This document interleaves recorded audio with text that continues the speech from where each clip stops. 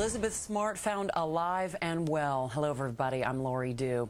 The 15-year-old Salt Lake City girl had been missing since June 5th after being kidnapped at gunpoint from her bedroom. Police found her this afternoon in Sandy, Utah, a suburb of Salt Lake City. She was with a man and a woman, and she was wearing a wig and a veil. The man is Brian David Mitchell, a drifter who once did some handyman work for the Smart family. Both he and the woman are in custody. In a news conference earlier, police said Elizabeth is in good condition. She is with her family at police headquarters. We will hear from the Smart family at a news conference in about 30 minutes. In other news, the White House says it is optimistic about getting enough votes for a UN resolution backing force against Iraq. President Bush said France is sending the wrong message to Saddam Hussein by threatening a veto. The president spoke with Russian President Vladimir Putin earlier today, as well as the heads of Pakistan, the Philippines, and the United Arab Emirates. Meanwhile, Great Britain has some conditions for Hussein. He must renounce weapons of mass destruction on live television, prove that his anthrax supply has been destroyed, and allow Iraqi scientists to be interviewed outside the country. And once again, the Smart family will have a news conference in 30 minutes. The O'Reilly Factor from Los Angeles starts right now. Here's Bill.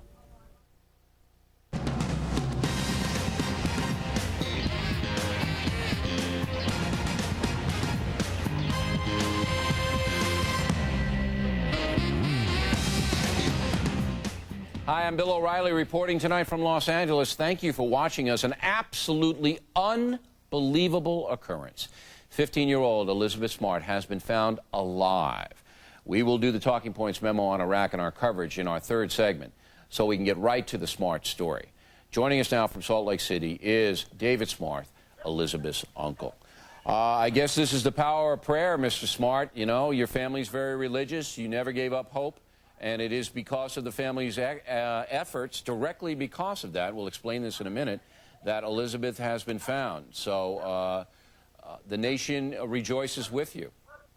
It's been unbelievable. Words cannot begin to express our joy and happiness and being able to have Elizabeth found.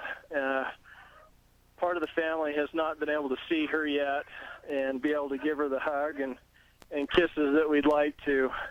But I'll tell you, with the darkness of war that could happen, and to be able to have a miracle pull through like it has with Elizabeth, it really comes to show what the prayers around the world have been able to do. And it's been through the media and through the awareness, the public's awareness of what's been happening, and keeping in touch with the story and continually keeping their eyes open, that has brought Elizabeth back. There's absolutely no question about that. I agree with you. It's the power of prayer. I believe in that, and I think your family has proven that. But it's also your family, and I want to get to that. But let's take it step by step. The suspect in custody is named Brian Mitchell. He did work for the Smart family. Do you know this man, sir? No, I never have met this man. I've actually learned quite a bit about him through this whole turmoil, but he did spend about 4 or 5 hours, about 5 hours, doing some miscellaneous things around Ed's house, working on the roof and raking leaves and pulling weeds back in November of 2001. All right. And that was kind of the starting point of it. Right. He came into your family's consciousness a few weeks ago when you held a news conference, and you said, there's something with this guy, and you knew him by the name of Emmanuel. So you put his picture out there, you got some good local coverage in Salt Lake and some national coverage on it, and that led to people in Salt Lake, in Sandy, seeing this guy and calling the police. Now, why did you suspect this Mitchell? Well, last October, Mary Catherine came into her parents' room and said, I think I might know who took Elizabeth. And this was out of the blue? This was out of the blue that Elizabeth's sister, Mary Catherine, came in and said that, out of the blue? This was out of the blue.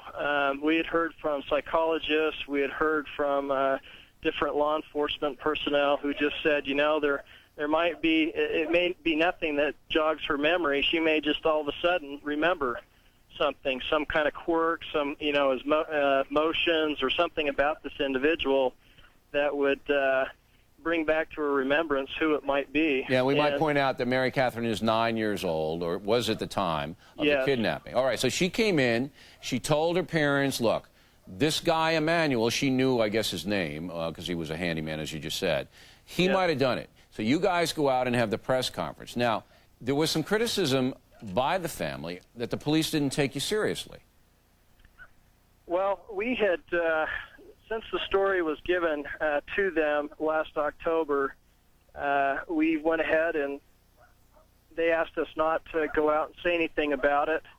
They wanted time to process this individual and find out whatever they could about him.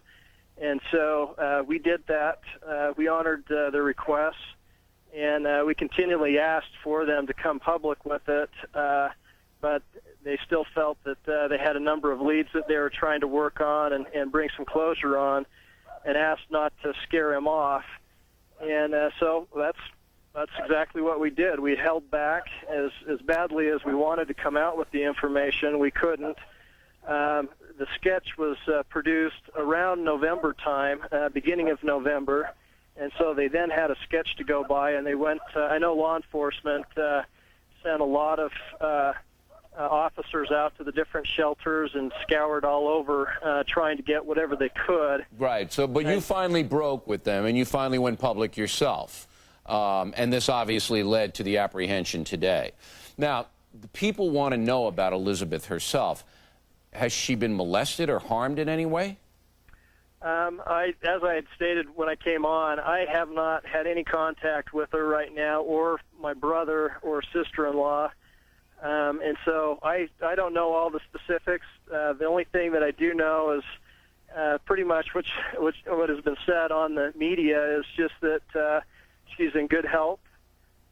She wasn't taken to the hospital, but taken right to the station, and they talked to her, and I believe law enforcement kind of went through a debriefing with her. Yeah, but you would think that if there was something wrong, if she had been raped or molested, that the family would have been notified right away. At least that's been my experience. You haven't heard anything in that regard at all? I have not heard anything. Has she been reunited with her parents yet?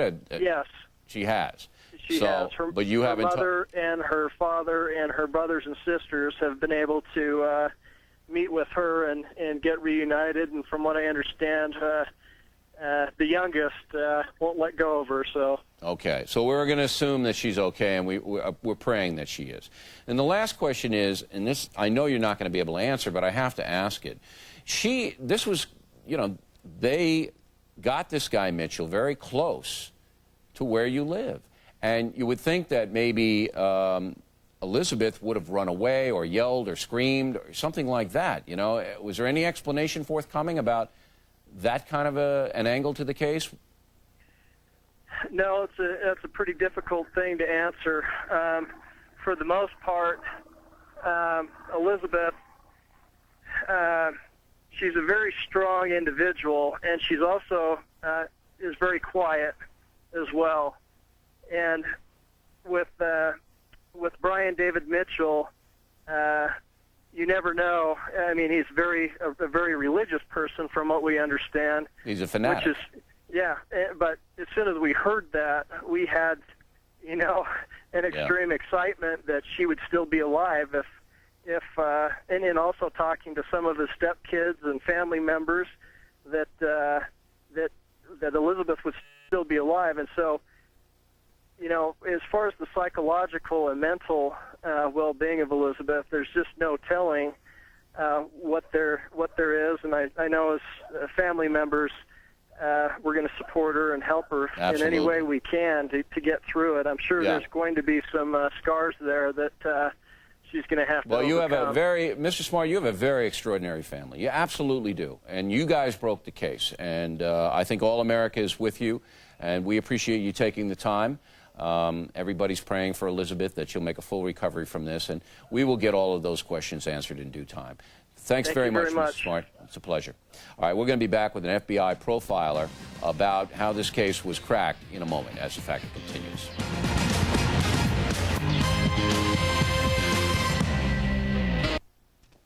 In the Impact segment this evening, we begin our Iraq coverage with a look at the Chirac and the Pope situation.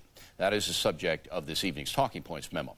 Both the French government and the Vatican continue to be adamantly opposed to military action against Iraq. If Chirac and the Pope get their way, Saddam will keep his power and keep his weapons. That's because the USA cannot mass troops in the Middle East indefinitely, and everybody admits the only reason Saddam is disarming at all is because he is under pressure from American forces. So, once those forces leave, and France not going to put their soldiers there, Saddam is free to go ahead and continue doing whatever he wants. Surely Chirac and the Pope know this. So what are we to think of these men? Talking Points believes President Chirac is a man who does not care about the American people at all, a man who's jealous of U.S. power, and who has placed his country's economic interests above the security of Americans. Also, by enabling Saddam to stay in power, Chirac has become a favorite among the terrorist set. They see him as a protector. Thus, it's less likely France will get attacked, but more likely America will continue to be in danger. So it's quite obvious that Jacques Chirac is no friend to the U.S. The Pope, on the other hand, is another story. He continues to say that an attack on Iraq would be immoral, but the Pope is not anti-American, in my opinion. He is a man of peace, I believe that. But as I've said before, I believe also that John Paul is naive and detached from reality. If America does not lead an attack on Iraq, once again, Saddam remains in power and is free to use his anthrax and other terrible weapons as he chooses.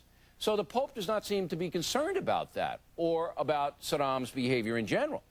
Once again, he must know Saddam's a killer. He must know he's oppressed his own people using murder and torture. He must know that. Is that scenario okay with the Vatican? Is a murderous dictator immoral? Isn't it morally right to neutralize a mass killer? These are important moral questions for the Vatican to address, and immediately, if it wants to retain credibility among the American people, including Catholics like me. Selective indignation over military action is a tough argument to make. You either confront evil or you don't. But those who confront it, it seems to me, should not be labeled immoral. Summing up, Jacques Chirac is our enemy, and the Pope, well, I don't know what to think. I'll let you decide. And that's a memo. Now for the top story, another opinion on France and what we should do about that country. We go to Washington, where Mark Brzezinski is standing by. He's a former National Security Council member under President Clinton. What say you, Mr. Brzezinski? Bill, based on the definition you just gave as to what constitutes anti-Americanism, that means a significant percentage of Americans would be anti-American simply because they differ with the president's strategy to disarm Saddam. So I disagree. All right. Well, look, that's a good point. However, I believe that France has been proactive in undermining the United States position, and I don't believe that dissenters like you and other Americans have undermined President Bush's position. You've just given your opinion. France has sent emissaries to Africa to try to bribe those countries to vote against us in the Security Council. What do you think of that? France is a permanent member of the Security Council. It has an important role at the Security Council in terms of trying to galvanize support for its particular position. We differ from France in terms of how to disarm Saddam. But the point is that there is a divide between Europe and America for two reasons. First of all, our motivations are questioned. Europeans are unsure whether this administration would accept disarmament as an outcome. Self-defense to the Europeans is one thing. Regime change is different. What do you mean regime change is different? They don't want us getting into the business. Why would any civilized human being, including yourself, want Saddam Hussein to remain in power? Why? Saddam's regime is an outlaw regime. It has an illegal weapons program. Don't give me that baloney, Mr. Brzezinski. That's baloney. Every one of you guys that comes on here says that. Saddam is an outlaw regime. But the point is that the international community does not want America to get in the business of regime change. All right, what about Milosevic then? They were happy with that, were they not? Were they happy with Milosevic being taken out of there? Milosevic was committing human rights violations throughout southeastern Europe, and so is Saddam. But the point is that the international community does not want America to begin to get into the business of regime change because it, according to their interpretation, is almost an unstoppable dynamic. They appreciate the concept of disarmament. I've heard tortured logic before, but when you have 18 UN mandates, why did they make the 18 UN mandates in the first place if that's the way they felt?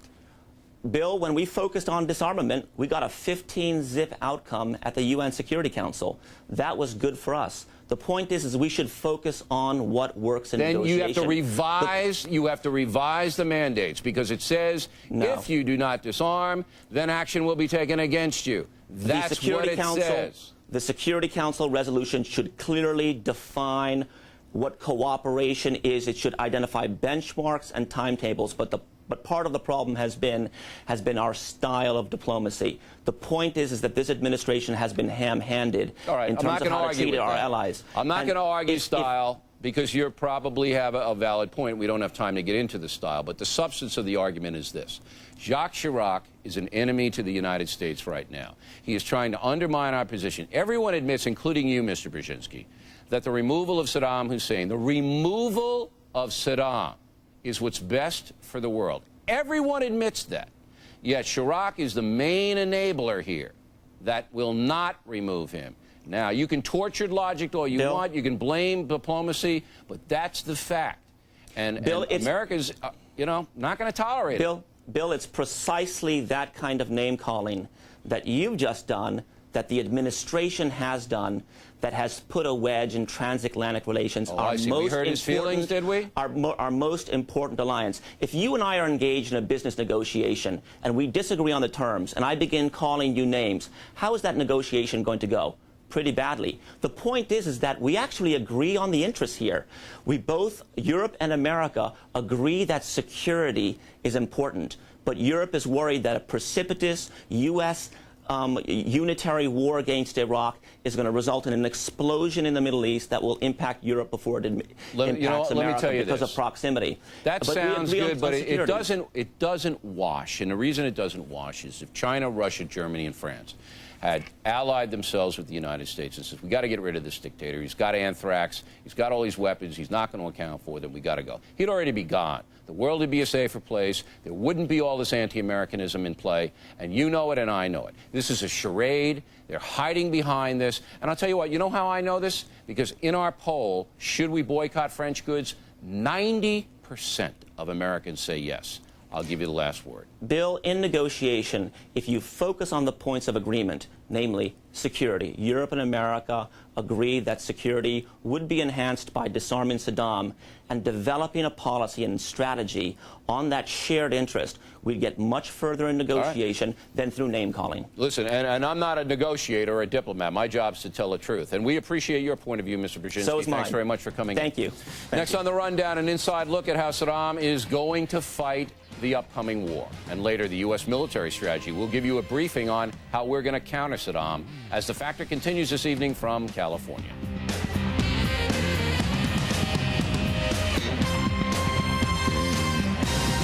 At 5 a.m., police will